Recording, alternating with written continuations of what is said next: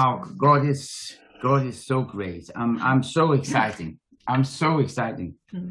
I want you to go to James chapter 5:17.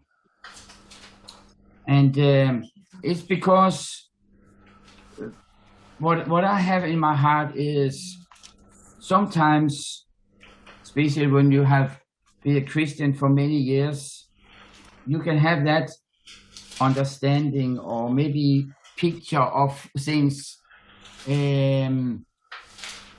I should have been this man, for example, Benny Hinn or Rainer Bonke, or I should have been Pastor Victor. And if I have done that, been that person, so I will have my prayer answer. So I want to, so I want see the miracle in my life.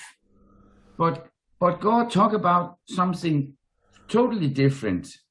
If you go to chapter 5, verse 17, I can have Anita to read it in English. You don't want to try? No, okay. Please. Yeah. 5:17. Yes. Yes. It says that Elijah was as human as we are. Yeah. And yet when he prayed earnestly that no rain would fall, none fell for 3.5 years. Yeah. Then when he prayed again, the sky sent down rain, and the earth began to yield its crops. Yes. There is no difference between this prophet or you or me. There are no difference between Benny Hinn, you and me. Because the point is what we are doing. The point is not who we are. What was he doing here? He was doing the will of God, praying out of God's will for this moment in his life, the prophet's life. And you can see he prayed and there was no rain coming. And the king knew, because the prophet prayer, there was no rain. So when the 3 years was end and God said to the prophet, now it's time again. So he prayed. It was not God that giving the rain. God was waiting to he was praying. And when he prayed out of God's will, he get exactly the same thing. You can also see in the Bible, there was a war. I think it was Moses that was standing and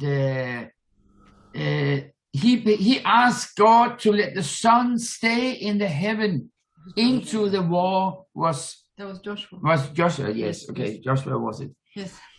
And the sun was staying up in the sky and not moving.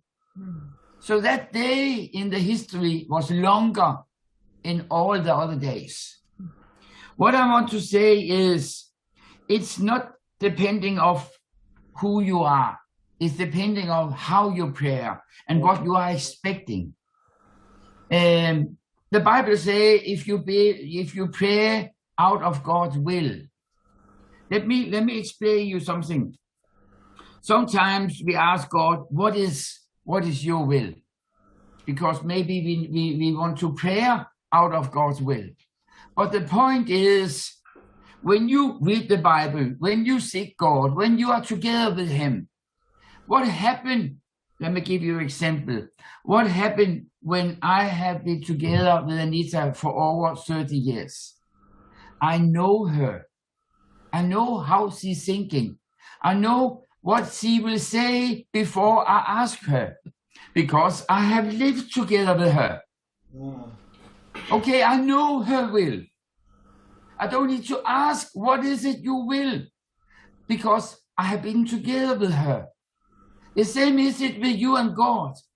When you are together with God, the Bible talk about he will put in your heart his will.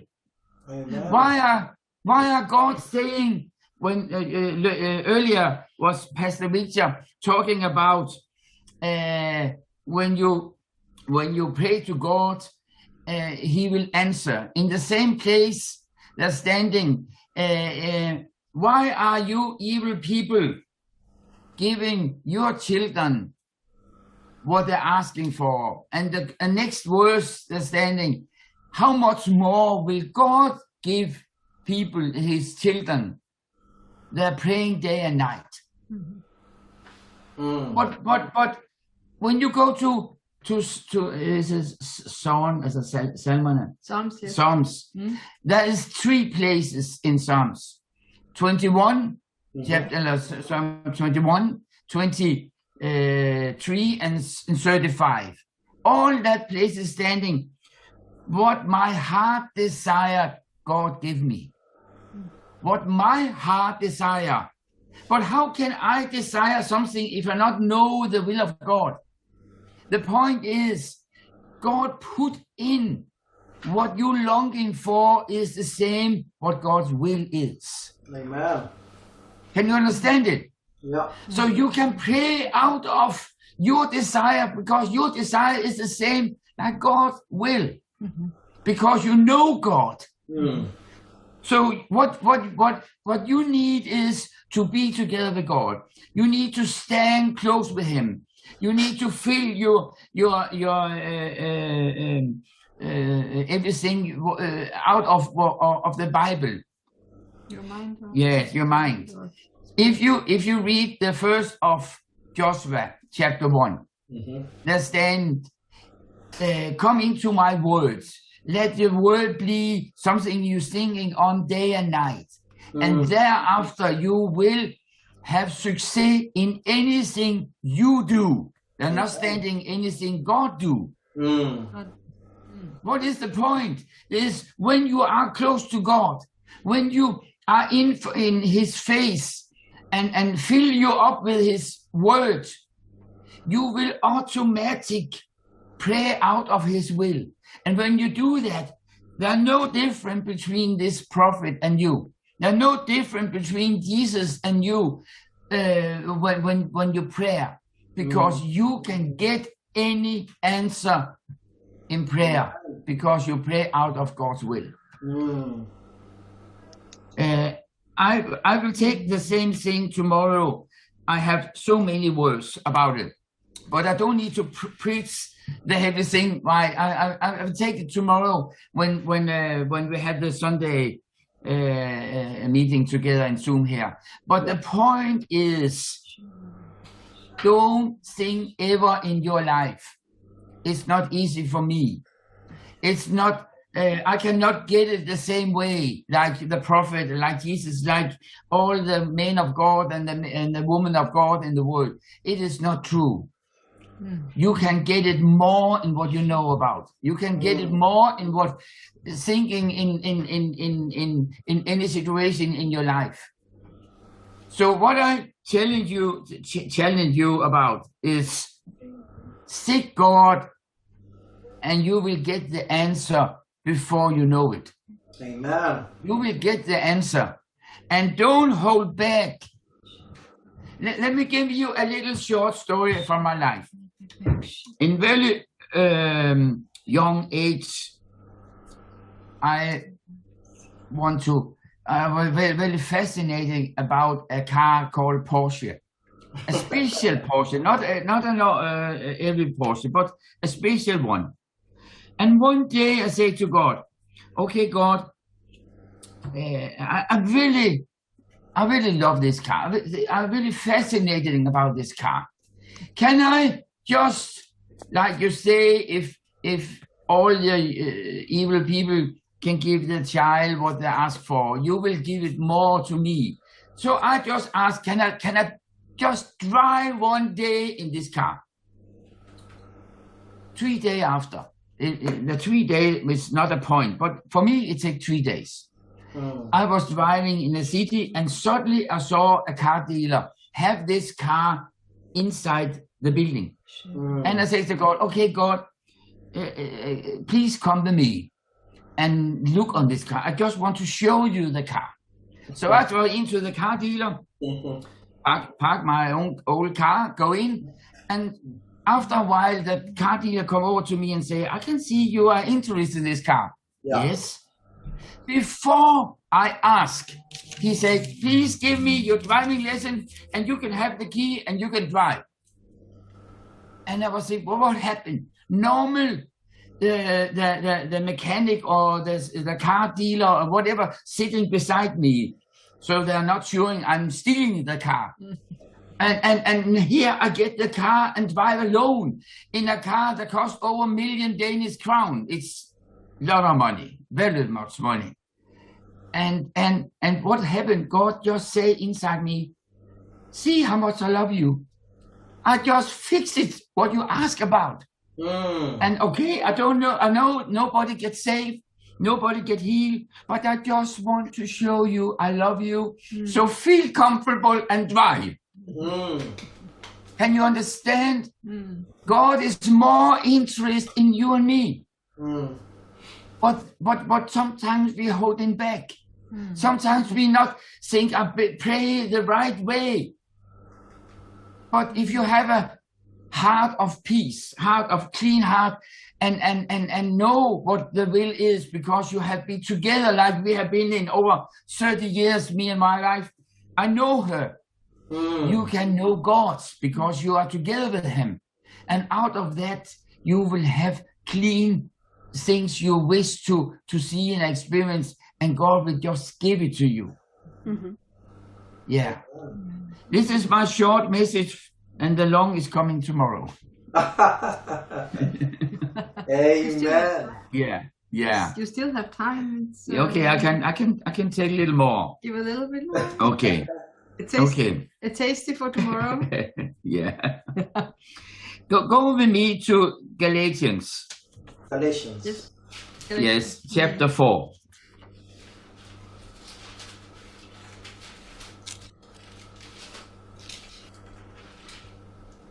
See, here we have what the point of what I also want to talk about tomorrow. Chapter 4, verse 19. And you can read it then.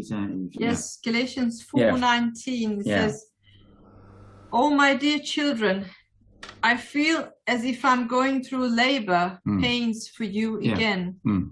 And they will continue until Christ is fully developed in your lives." Yeah. When you read about the prophet, I just have an example of it's First King 18. You can read it later from verse 24 to 25. No. He was standing in the top of the mountains. 42 to 45. 42 to 45, yes. He was standing in the mountain.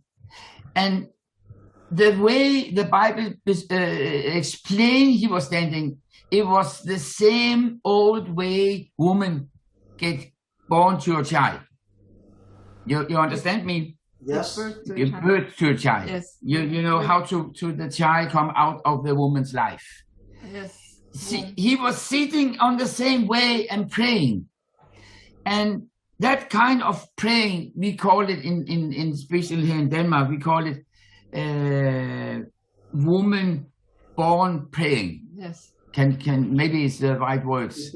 but he was praying like he was to born a child. He was in labor. He was in labor, yes. Yes. And 7 times, you can read it later, 7 times he asked his servants, can you see in the sky? And the 7th time, the servant said, yes. What happened? Sometimes you need to get birds to føde frem. How do you say that? Yeah, give birth. Give birds to what you're praying. It's like it needs to come true. Like a child coming out of a woman's stomach. And what is the point of this is some prayer has so much against the prayer answer. So you need to pray it through. Push it through, yes. Push. And you can think, okay, I have prayed a single nice prayer. Please, God, give me this job. I need a job. But you maybe think, why don't get the job? I know the will of God is I have a job so I can get my own money, so I can pay my bill and my food and everything. But why have not get the job? But you need to understand, Satan is so much against your prayer answer. Mm-hmm. So sometimes you need to pray things through, like the prophet do here. Mm-hmm. And I haven't for tomorrow 10-15 Bible verse that talk about how you can get your answer in situation where there is so much against you, so much like a whole hell standing against you to get your answer. How can you break it? How can you come through it? Resistance, yes. Resistance. And I believe all of you will have the answer in for the next week. Amen. I believe whatever you have asked for, whatever you have prayed for, you will have the answer before the end of the next week.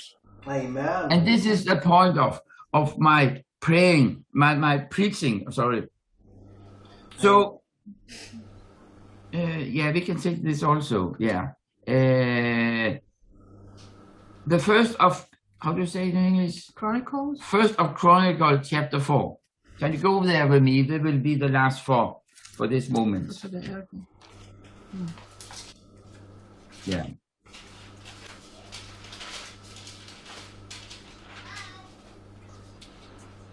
See, this is the Old Testament. It's before Jesus. And this is a man understanding. This is a man, a normal man, and he just have a wish. This is why. Yeah, yes, he just have a wish. His heart. And he has a clean heart. So he pray out of a clean heart and ask God. And Anita can read. It was chapter 4, verse 9 and 10. Yes. Yeah. It says, there was a man named Jabez. Yes. Who was more honorable than any of his brothers. Yeah. His mother named him Jabez because his birth had been so painful. He was the one who prayed to God of Israel, "Oh God, that you would bless me and expand my territory. Yeah. Please be with me in all that I do and keep me from all trouble and pain." Yeah.